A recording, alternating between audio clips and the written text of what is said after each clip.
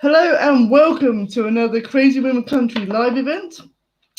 Today we have Emily Zuzik with us. How are you doing? Hi, Paula. How are you? I'm good, thank you. Thank you very much for joining me today. I'm sorry. I said thank you very much for joining me. Oh, well, thank you for having No worries. Oh, and Donna says hi. Donna says hi to me. everybody, obviously. We can't forget Donna. Donna's just having too much fun. Well, Touring I'm the country. having fun, so Why not? And why not? She deserves it. She works hard, so it's all good. So tell us, we spoke originally back in the back end of 2020. So what have you been doing since then?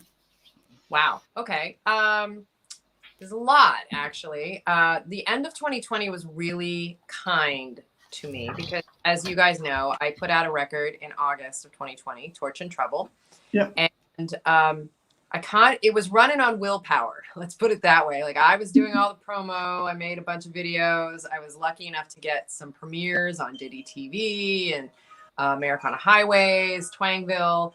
And then at the end of the year, they always do these roundups, and releasing a record in late summer, early fall for a 2020 roundup it's not ideal in some ways. It's fresh in people's minds, but you don't get a year to work a full record, especially when we were all locked down and not touring and things like that. So Yeah. I was so grateful because I had a bunch of things like voted for, like, Her Voice 2020, one of the top albums of 2020. Radio Wigwam out of Cardiff, Wales gave my song Trouble like best song of the year. I'm like, wow, this is awesome. And I couldn't have expected it, but you're trying to like keep rolling that into the next year. And then, quarantine really didn't let up all that much, at least for where I'm in Southern California. And, we just recently like dropped the mask initiative, and then like a week, two later, it spikes, and now we're back on the masks. Yeah. I didn't bother even taking mine off, frankly, other than like outdoor strolls, because we've seen this 2 or 3 times. And so I had that, and I've been doing these things like Instagram takeovers or curated playlists. Just last week, I did a curated guest DJ spot on Gimme Country. And that's sort of in my Americana world. I guess I've been doing some writing projects, thinking forward to what would be next. I have some songs that are in the notebook phase. The notebook and the, oh, my phone is using this, but the single phone phase. I actually am going to be getting together with my producer and good friend Ted Russell Camp from Torch and Trouble. We're going to get together next week to work on a couple tunes and do some writing, which will be cool. And just slowly getting back into booking shows. I have Brad Bird out at Joshua Tree Saloon in October. I'm playing Songwriters at Play series with Steve Key and Michael Ubaldini up in Paso Robles at the Sculptero Winery, which is cool. That'll be outdoors, so I'll be like totally chill for that. And, if the right thing comes up, I'm dropping in on some outdoor stuff here. The other thing is I have a whole other world that my life has been in that's outside of country. I had made a record with a band called Woves, and we were done and ready to release it in 2019, but we were waiting to sort of get some of Torch and Trouble stuff running, and then we were going to go back to it, my co-writers and I, but quarantine hit. There was a label that wanted to release it. That one folded, so we sat on that. We've started releasing things starting in January, so we had a single and a video, and then we did another one for Memorial Day weekend, and we have the whole record coming out in September. And then through promoting that, I've made a lot of contacts in this like synthy world, synth wave, synth pop, electronic music world.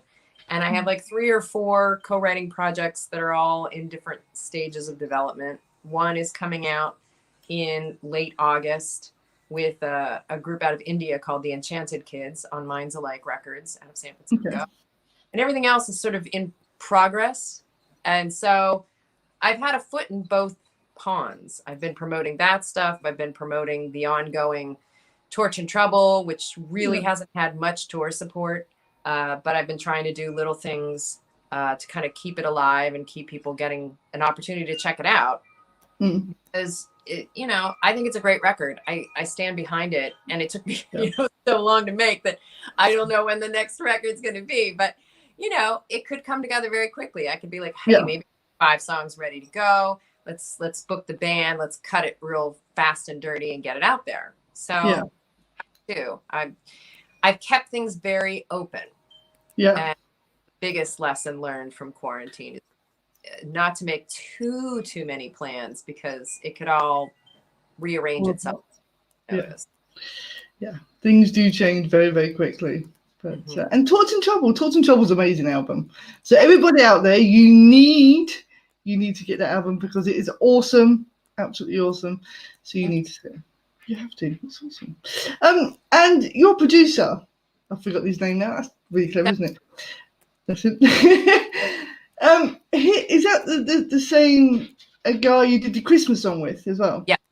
Yes. Oh, yes, that's right. We did a Christmas song together too, and made a video for that. See, that's what I mean. Like, I can't even keep it all in my brain, and I don't have paper in front of me, so I'm gonna forget things.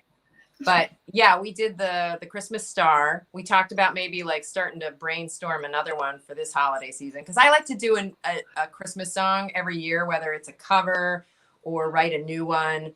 And then, it's just good to have, because for people like me who I work with a lot of, I shouldn't say a lot of people, but I work with a couple of companies for licensing for TV, film, commercials. And it's always good to have music. I mean, Jesus, like the Hallmark network in and of itself probably needs a lot of stuff. It's good to have material that's new, and good to have for the holidays, because there's always holiday, radio shows on the internet that go like all year long, or things that come up for 3 months of the year where you can really work that kind of a song. That's awesome. That is awesome. But I think Hallmark play Christmas films all year round, don't they? They just don't stop. Don't know. I don't know about specifically Christian films. I know they do a large block of holiday movies. I think Netflix too, where there'll be like 20 new holiday movies. And they can't all license Mariah Carey. So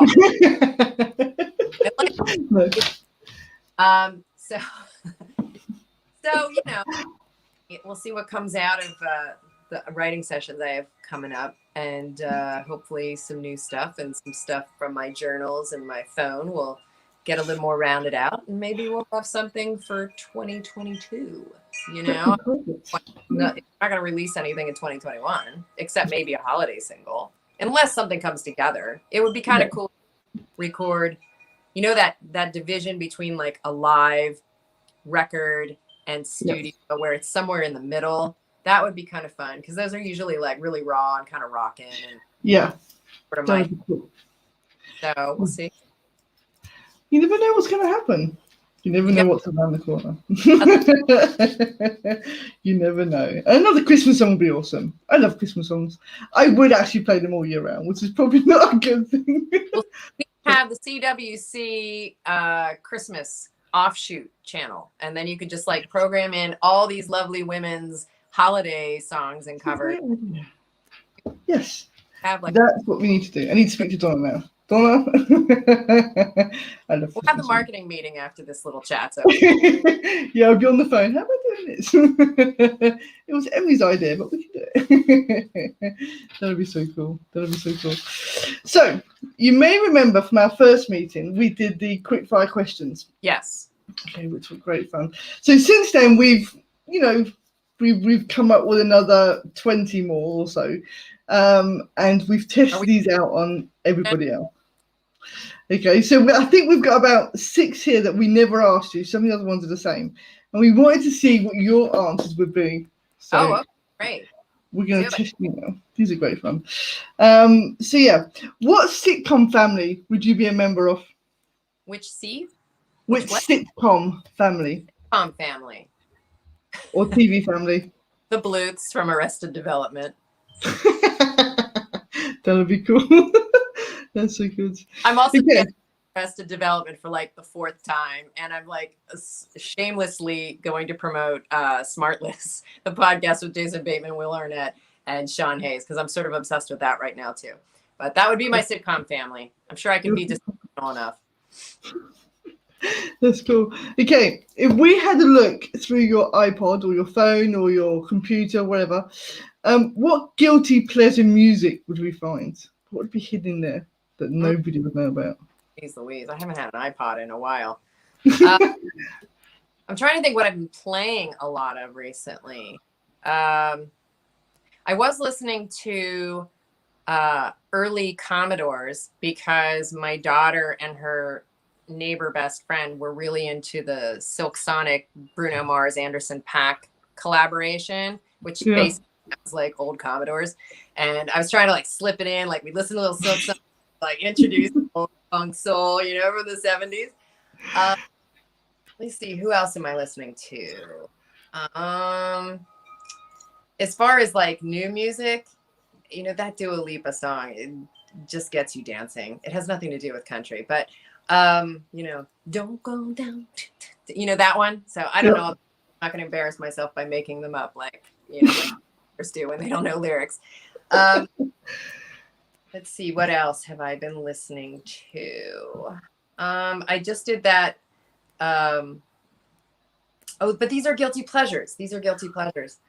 I don't think if there are any that would fall in line with like the country thing. I mean, I went back to that Shelby Lynn album, I Am Shelby Lynn, and I was like, God, that's such a great album. And I could definitely listen to that anytime. What else? I mean, you could always drop, you know, like I Don't Want Your Freedom, Wham. That would always be I love Wham. I know. I put a playlist on recently because I got a wild hair into a 90s song. I was like, oh man, we should totally like play that as like a rock roots cover. And then I fell down a hole of like 80s music, starting with Depeche Mode, and like was going through all of the stuff. There was some George Michael in there, which then led to Wham, that then led to like somewhere else. Trying to think of anything else. I mean, I will always love Canned Heat by Jamiroquai. I always love Madonna. Certain ones. I like the 90s Madonna big hits. I don't know. Yeah, those are the top ones.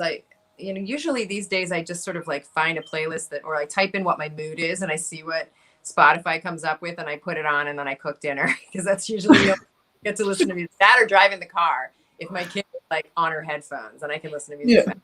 But that's the only time I have. So that's my answer. I'll keep it short. That's fine. That's fine. So, do you clash with your daughter when it comes to music? Does she like country or not, or is there a real divide between your taste and hers? Into it, she's more into pop. She makes mad beats on GarageBand, as she says, and this is a 9-year-old. So, you know, it's not like she's giving me teenage attitude. She's like, Mom, listen to these mad beats I'm making. I'm like, okay, and she's actually pretty good at it. So I'm like, send me that track. Maybe I'll write to it. And sometimes we come up with things. No, we don't really clash because there's not a ton of time that we're listening to music together in the car. Like usually I'll just defer to whatever she wants to listen to because rarely she doesn't do a lot of music listening. She prefers story podcasts. So we listen to a lot of podcasts when we're driving together. But no, we haven't clashed yet that much. She's always up for dancing. She's always up for sometimes she's up for listening to songwriters. Depends on depends on the mood. I love that. Much. Cool. I don't expect her to like embrace everything I do or everything I like. I mean, this is my stuff. This isn't hers, and she's gonna have her own path. So I just let her do. That's cool. That's cool. I like that. That's cool. So, what's the weirdest, sweetest, strangest thing a fan has ever done for you? Okay, I know this. I have this one fan who used to come to all of my shows. I don't want to get too into the details of describing this fan because knowing them, they probably are going to try to find a way to watch this. So, but once I describe the gift, like it'll kind of out this person to them. But anyway, this person was a sort of an amateur photographer, would shoot all these shows that they would come to, and And it was, it's like, oh, thanks for shooting it. Let me check out the pictures. The pictures were never like stunning. They were and they weren't really documentary style. Like they were somewhere like in that zone of like someone who really wants to like photograph an artist, but doesn't quite have the timing down to get the shot really great. Yeah. Yeah. And one time they showed up and they had taken all of these photos that they had taken and made them into a hardbound book and gave me the book. Okay. And, it was, like, thank you. That's so kind of you. But there always felt like they wanted more. It was a man. It was an older man. And it was a little in the creep zone. It was weird. A little bit, yeah. A little bit. A little bit strange. See, that's what you have being famous, you see. That has been my biggest struggle with like how popular to get, because I've had a weird instance like that once. Okay, this is a really weird story. When I was in high school, I helped to develop the broadcast journalism program. It was like literally like a video camera in the janitor closet, like with a backdrop. But there were a few of us who were into, journalism and broadcast journalism, newscasting, blah, blah, blah. And we sort of got this program together with a teacher in the high school. And so I was broadcast reading the morning announcements every morning on the closed caption circuit television set in my high school, which had like 2,000 kids in it. So I clearly didn't know everybody in my high school. And 1 or 2 years after I graduated, I was out having dinner with my cousin, and someone who kind of knew her from like band came up to us and they're like, oh yeah, I used to see you on the morning announcements. Oh, hey, that's cool. Thanks. And then they quoted something like from my personal life that had like, there was like, how kids are always like sneaking out and then they get caught by the cops and stuff like that. Well, they knew about this, and this wasn't something that was like I had ever really talked about, certainly not with this person who I was just meeting. And it freaked me out so much. And it's been one of those life lessons that forever stuck with me, that anytime I get into this level of like crossing over within a media realm, I'm always super like try to lock down my private side, because I don't want everybody there. And I happen to be with someone who doesn't want that at all.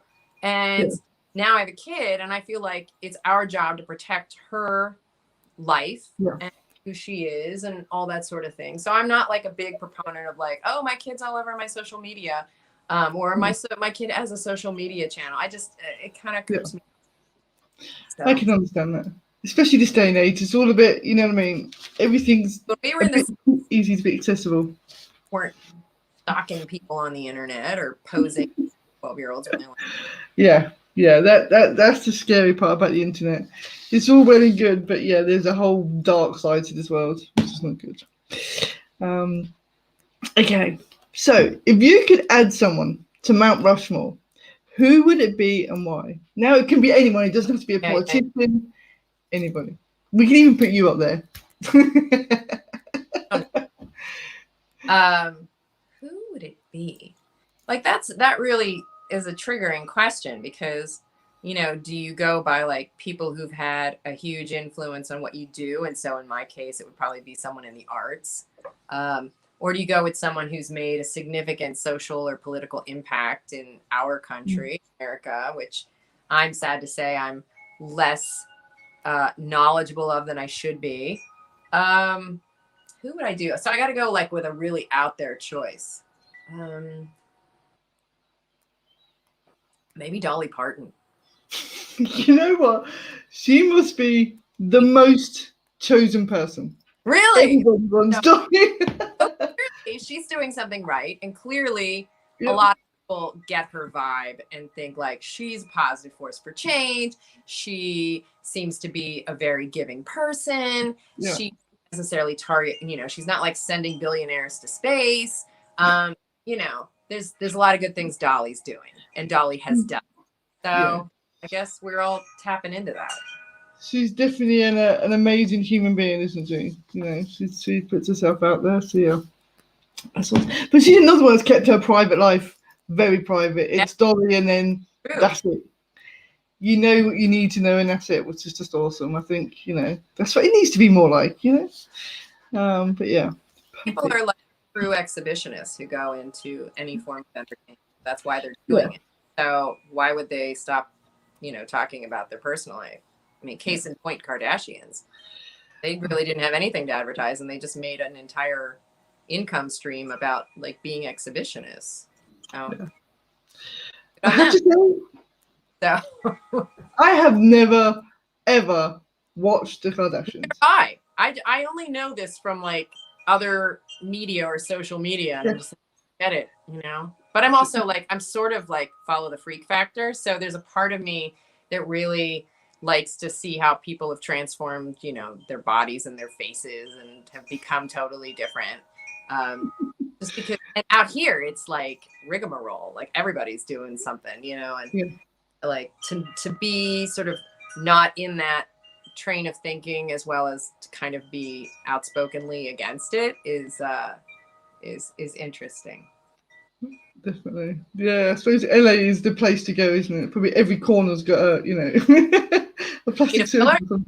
You know, it's like I'm on my Instagram, I'm getting sold like 1 million different products, like, you know, find out more up here, you know. I'm like, oh, like, why can't I see like beautiful landscapes and cute cats and beautiful flat lace today? That's one of my current obsessions on Instagram. I don't know if you're into desserts and dessert making, that's like wildly ridiculous. Like it's an amazing feed. So okay, I need to look at it. Yeah, I must admit, Facebook just annoys me. So much rubbish on there. I keep signing up to all these cute things with animals and stuff. So I get my Facebook is filled with animals and sweet things and not all this other rubbish I keep seeing. Yeah.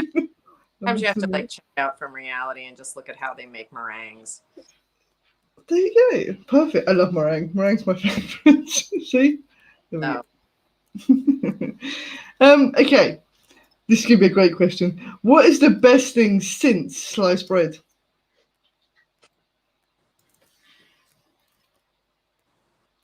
Best thing, sliced bread. For a while, I would say croissant bread, because I was kind of obsessed with that. Which a place called La Boulangerie in San Francisco made, and I was ordering through this thing called Imperfect Produce, which is a home delivery groceries and fruits and vegetable service. That's really silly, because now I'm trying not to eat carbs for health stuff. So now I can't even say that. I don't know, best thing since sliced bread. Well, what if it came before sliced bread? It may have done. I don't know when sliced bread came. What's that? I don't know when sliced bread came. I forgot. It came after like bacon. So I mean, right? But I just recently reintroduced myself to that too, which will get me in heat with all the vegans. I don't know. Can't think of anything else. I mean, most of the stuff I eat or drink, which is what I'm using as the thing that I'm comparing it to.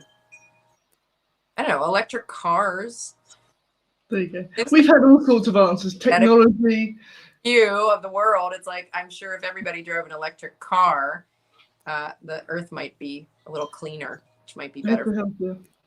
Well, that's what happened over quarantine, wasn't it? Did you see how China and different places where the smog had disappeared because everybody was locked up and there was no more cars going around and stuff? So, and traffic was amazing in LA. I bet. There was nobody on the road. It was like, yay! I love that. That's awesome. So this is going to be a difficult one. What's your favourite snack? Favorite snack? Well, it would come down between two things currently in my pantry. One would be like a not so sweet kettle corn. So like that sweet, salty, popcorny thing. And the other would be Marcona almonds, lightly salted. Oh, okay. That's quite cool. Okay. Oh, stone fruit. I'm big into stone fruit and blackberries because they're in season right now. I have a patch of blackberries in my neighborhood that I go to every other day. I had all these injuries. I got really into it last night. So I have like a bunch of fresh picked berries. That's been great. And I've been really enjoying peaches and nectarines right now because it's stone fruit season. Oh, I love it.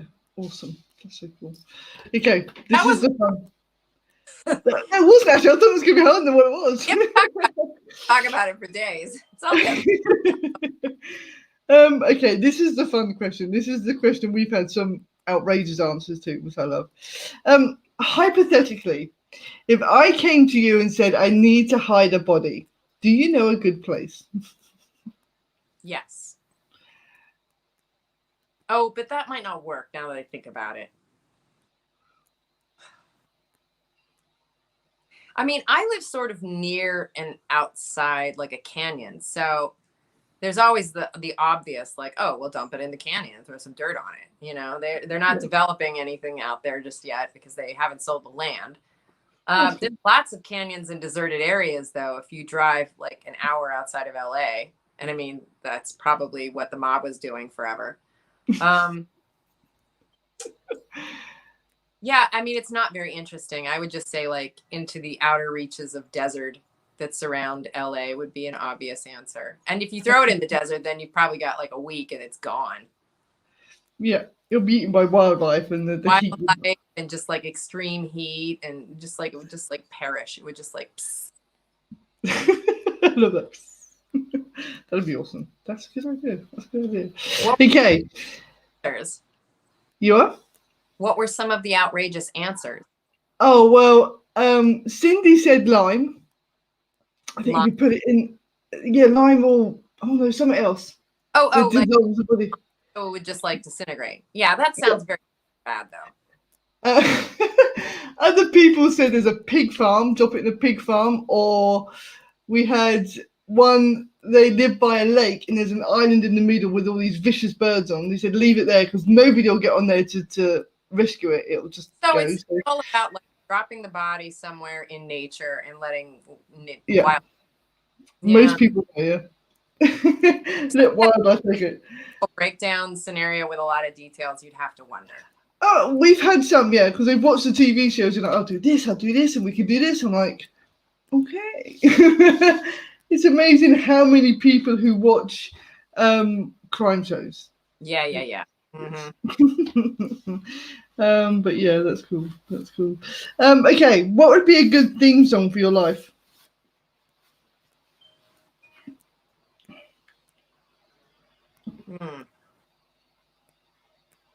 Changes? David Bowie? Maybe. That'd be cool. Maybe. It just seems like it's gone through so many transformations, both where I've lived and what I was doing and how I looked. I mean, I change my look all the time. There's constant transformation. I mean, I relate to the dragonfly because it's supposed to be like spiritually representative of transformation. And I think that's a good thing to keep in one's life, like keep moving forward, changing, evolving, trying to aspire to something higher than ourselves and this day-to-day grind. And but I don't know, maybe that's it. It's a great song too.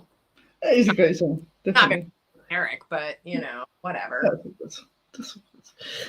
So tell us, what have you got planned for the rest of 2021?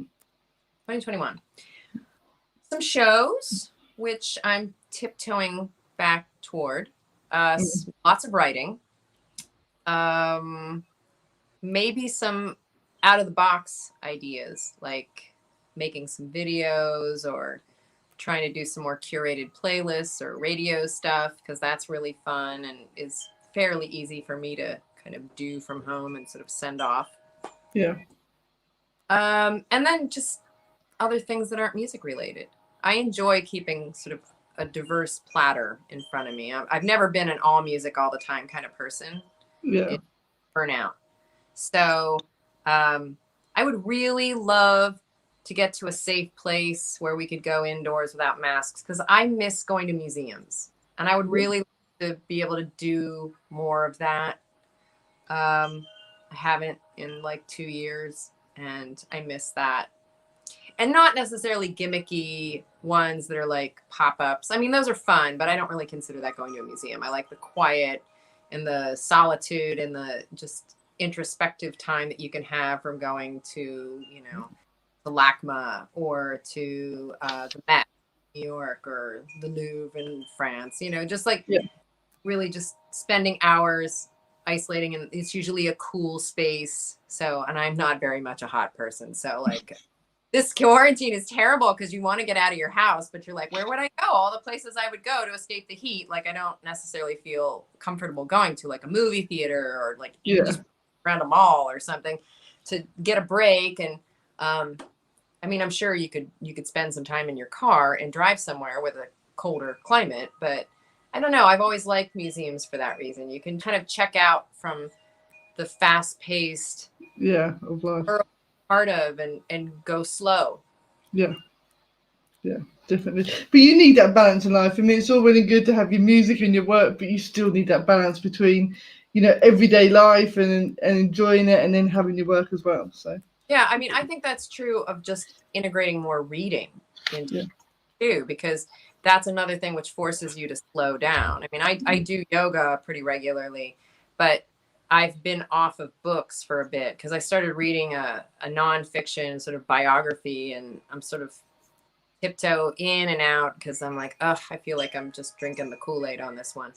And I want something that's fiction that I can kind of jump in and become part of a world and slow it down.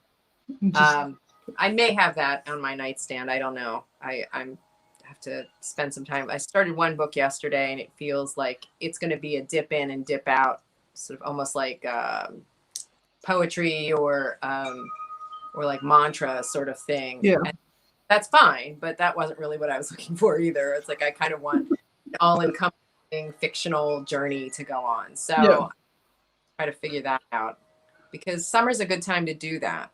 There's not. I find there's just not a lot of work.